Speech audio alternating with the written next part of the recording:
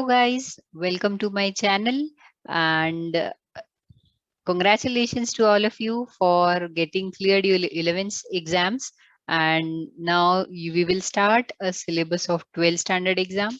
And before starting we should discuss कि हम लोग साल भर में किस चीज के ऊपर मेहनत करने वाले हैं. Of course हमें syllabus डिस्कस करना है और पेपर पैटर्न डिस्कस करना है, जिसके हिसाब से हम लोग पूरा 12th जो है पढ़ने वाले हैं.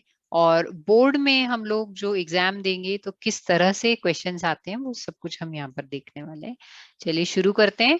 सबसे पहला पेज हमारी बुक का इंडेक्स है ये, इसमें हम लोग को चैप्टर्स बताए हैं. तो देखिए फर्स्ट चैप्टर है हमारा introduction to partnership and partnership final accounts.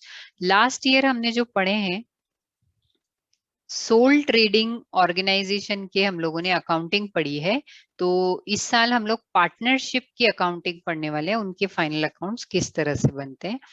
Then second है accounts of not for profit concern. तो नॉट फॉर प्रॉफिट कंसर्न की अकाउंटिंग पढ़ेंगे तो टोटल 3 ऑर्गेनाइजेशन की अकाउंटिंग आप लोगों को आ चुकी होगी.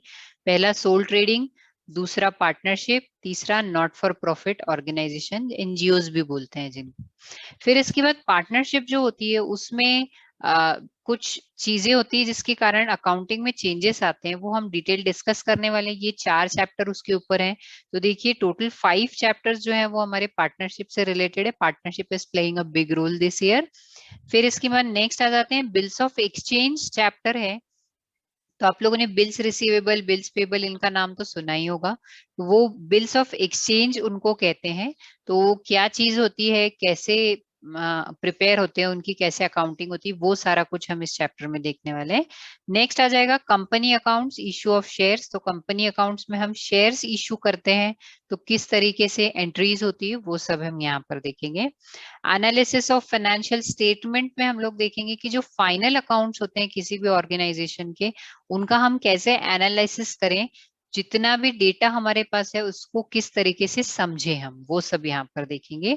फिर इसके बाद नेक्स्ट आ जाते हैं कंप्यूटर इन अकाउंटिंग के बारे में हम बात करेंगे. तो of course computer plays a very important role in accounting. Tally करके एक जो सबसे फेमस सॉफ्टवेयर है, वो जो है सिर्फ उसमें हमें जर्नल एंट्री डालनी होती है, बाकी सब कुछ वो हमें करके देता है. तो इसलिए कंप्यूटर जो है बहुत इंपॉर्टेंट है, उसके बारे में हम लोग चैप्टर नंबर 10 में पढ़ने वाले हैं. अभी इसके बाद नेक्स्ट आ जाते हैं आप लोगों को 12th में कौन कौन से एग्जाम देने होंगे. तो सबसे पहला एग्जाम आपका जो होता है वो फर्स्ट यूनिट टेस्ट होता है 25 मार्क्स का. देन फर्स्ट टर्म एग्जाम होगी 50 मार्क्स की. Then you have second unit test 25 marks. And then preliminary exam होगी आपकी 80 मार्क्स की. और प्रिलिमिनरी एग्जाम जैसी होगी उस तरह से फाइनल एग्जाम होगी, और इसके साथ आपकी होती है एप्लीकेशन बेस्ड टेस्ट. तो यहाँ पर देखिए ये 4 एग्जाम जो है ये तो आपकी इंटरनल होगी, और फाइनल एग्जाम में इसके हम लोग कोई मार्क्स नहीं जोड़ने वाले हैं. लेकिन एप्लीकेशन बेस्ड टेस्ट जो होता है 20 मार्क्स का होता है, ये भी इंटरनल ही है, और इसका जो है आपके फाइनल एग्जाम में मार्क्स जुड़ने वाले होते हैं. ठीक, फाइनल एग्जाम आपकी जो होने वाली होती है उससे पहले ही ये एप्लीकेशन बेस्ड टेस्ट हो जाता है, एंड देन फाइनल. ये जो फाइनल एग्जाम के 80 मार्क्स हैं प्लस एबीटी 20 मार्क्स, टोटल मिला के आप लोगों का 100 मार्क्स का पेपर होता है, जो कि फाइनल एग्जाम में आपको मार्क्स मिलते हैं. ठीक, इसके बाद नेक्स्ट आ जाते हैं हम लोग जो हमारे चैप्टर्स हैं, तो उसमें हम लोग प्रैक्टिकल प्रॉब्लम सॉल्व करने वाले हैं. देखिए 80 मार्क्स का हमारा जो पेपर होता है वो डिवाइडेड होता है, 60 मार्क्स होते हैं प्रॉब्लम्स, प्रैक्टिकल प्रॉब्लम्स, और 20 मार्क्स का ऑब्जेक्टिव होता है. तो सभी चैप्टर में से कुछ कुछ ऑब्जेक्टिव आते हैं, किसी चैप्टर में से 2 मार्क्स, किसी में 3, किसी में 4, किसी में 2.5, इस तरह से.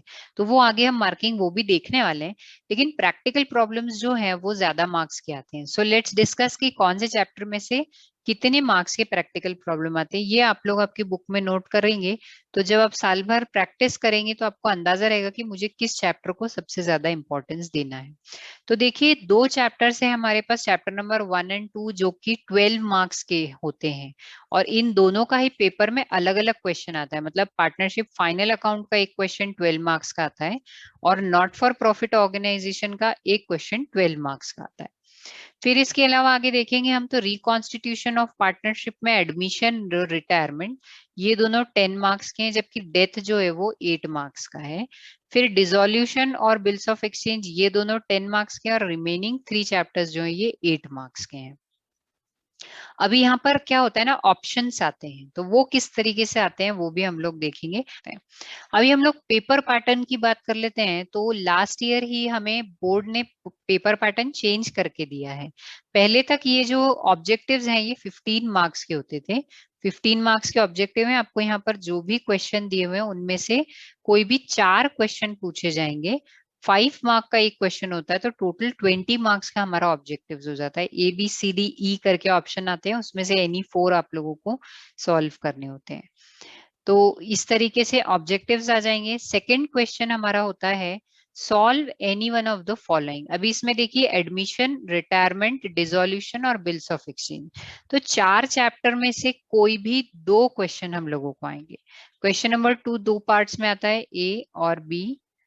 दोनों ऑप्शन होते हैं, 10 मार्क्स का ए पार्ट होगा, 10 मार्क्स का बी पार्ट होगा, आपको दोनों में से कोई एक सॉल्व करना है। ठीक, फिर आता है क्वेश्चन नंबर 3, सेम है। क्वेश्चन नंबर 3 ए और बी पार्ट में आता है, 10 मार्क्स इसको, 10 मार्क्स इसको, दोनों में से आपको कोई एक अटेम्प्ट करना है। तो अब यहाँ पर देखिए चैप्टर सेम है, जो 4 चैप्टर यहाँ पर थे वही 4 चैप्टर यहाँ पर है। तो क्या होगा, मान लीजिए क्वेश्चन नंबर 2 में एडमिशन और बिल्स ऑफ एक्सचेंज और में आए हैं, तो यहाँ पर रिटायरमेंट और डिसोल्यूशन और में आ सकता है। तो कौन सा चैप्टर किसके और में आएगा ये हम लोगों को यहाँ पर नहीं बताया है। पहले जो पिछला इससे फॉर्मेट था तो उसमें बताते थे कि किस क्वेश्चन किस चैप्टर के और में कौन सा चैप्टर आएगा, तो थोड़ा सा अंदाजा हमें लग जाता था। इस बार तो बिल्कुल मतलब ऐसे फॉर्मेट दिया है कि हमें सारे ही चैप्टर इक्वल इंपॉर्टेंस के साथ करने पड़ेंगे। नेक्स्ट इसके बाद आते हैं हम लोग क्वेश्चन नंबर 4 में हमको दिया है death of partner, issue of share, analysis of financial statement और कंप्यूटर अकाउंटिंग। ये सभी चैप्टर्स जो है इसमें से 8 मार्क्स का क्वेश्चन आता है। पैटर्न सेम रहेगा, क्वेश्चन 4 A B दोनों के और में से कोई एक हमें लेना होगा। सिमिलरली क्वेश्चन नंबर 5 में A B और दोनों में से किसी एक को सॉल्व करना है, ये भी 8 मार्क्स के होंगे, यहाँ भी 8 मार्क्स का होगा। ठीक, तो इस तरीके से क्वेश्चन 5 तक तो हमारे पास ऑप्शंस रहते हैं। फिर है क्वेश्चन नंबर 6 और 7, ये दोनों कंपलसरी क्वेश्चन है, दोनों में कोई ऑप्शंस नहीं है, और दोनों ही क्वेश्चन 12 मार्क्स के हैं, सबसे ज्यादा वेटेज के। तो इस तरीके से पूरा 80 मार्क्स का अपना पेपर हुआ है। हमने विदाउट ऑप्शन की यहाँ पर बात की, विथ ऑप्शन की बात नहीं की। विथ ऑप्शन मतलब क्या कि हर इसमें 2 क्वेश्चन आ रहे हैं ना, तो 8 मार्क एक की बात की हमने, तो ये दोनों मिलाएंगे तो 16 हो जाएंगे। तो विथ ऑप्शन जो है यहाँ पर 16 हो जाता है। ठीक है, तो ये हो गया हमारा पेपर पैटर्न जो बोर्ड ने दिया। लेकिन कोविड के कारण बोर्ड ने इस साल पर एक अलग पेपर पैटर्न दिया था, तो वो पेपर पैटर्न भी हम देख लेते हैं। दिस इज ओनली फॉर 2020-21, और हम उसको यहाँ पर डिस्कस इसलिए कर रहे हैं, उसका ओनली एंड ओनली रीजन ये है कि हमें नहीं पता है कि करंट ईयर में बोर्ड सेम फॉलो करने के लिए कहेगा या फिर जो ओरिजिनल उन्होंने दिया है एवरी ईयर के लिए वो फॉलो करने देगा। तो एक नजर मार लेते हैं, कोई दिक्कत नहीं। यहाँ पर ऑब्जेक्टिव्स 20 मार्क्स के हैं, सेम जो अभी मैंने बताया। अब यहाँ पर क्वेश्चन नंबर 2 में देखिए 4 की जगह 2 ही चैप्टर दिए हैं। तो क्वेश्चन नंबर 2 में पहला क्वेश्चन एडमिशन का और दूसरा रिटायरमेंट का ही आएगा। ठीक है, दोनों और में आएंगे, या तो आप एडमिशन सॉल्व करें या रिटायरमेंट सॉल्व करें। इस तरीके से इसलिए दिया कि जैसे मान लीजिए हमारे पास सिलेबस कंप्लीट करने के लिए टाइम कम था, क्योंकि बहुत बाद में डिसीजन लिया गया था कि कॉलेजेस जो हैं वो स्कूल कॉलेजेस ऑनलाइन शुरू करने चाहिए। तो टाइम कम होने के कारण इस तरह से पैटर्न दिया था कि बच्चे दोनों में से जो भी उन्हें इजी लगे वो चैप्टर जो है प्रिपेयर कर सकते हैं। थर्ड नंबर का हमारा जो क्वेश्चन था उसमें डिसोल्यूशन और बिल्स ऑफ एक्सचेंज, तो यहाँ पर जो हाईलाइट किए हुए हैं ये सारे सेल्फ स्टडी के लिए चैप्टर दे दिए गए थे कि इन्हें स्कूल कॉलेजेस नहीं पढ़ाएंगे, ये सेल्फ स्टडी के लिए रहेगा। फिर इसके बाद नेक्स्ट आ जाएंगे तो इशू ऑफ शेयर और कंप्यूटर इन अकाउंटिंग, ये दोनों ऑप्शन में है, और डेथ ऑफ पार्टनर और एनालिसिस ऑफ फाइनेंशियल स्टेटमेंट, ये दोनों ऑप्शन में। फिर इसके बाद देखिए 6th और 7th as usually compulsory question रखा गया है और दोनों ही 12 मार्क्स का है। तो नॉट अ बिग डील, हम तो सभी पढ़ने वाले हैं, इक्वल इंपॉर्टेंस के साथ पढ़ने वाले हैं। अभी इसके अलावा यहाँ पर देखिए यहाँ पर मार्क्स डिवीजन का आप लोगों को यूनिट वाइज वेटेज दिया हुआ है, तो this you can note down in your notebook. तो इसमें आपके पास सब कुछ आ गया, प्रॉब्लम्स कितने मार्क्स के आएंगे, ऑब्जेक्टिव्स कितने मार्क्स के आएंगे इंडिविजुअल चैप्टर में से, तो वो चैप्टर टोटल कितने मार्क्स का हो जाएगा ये आपको समझ में आ जाएगा।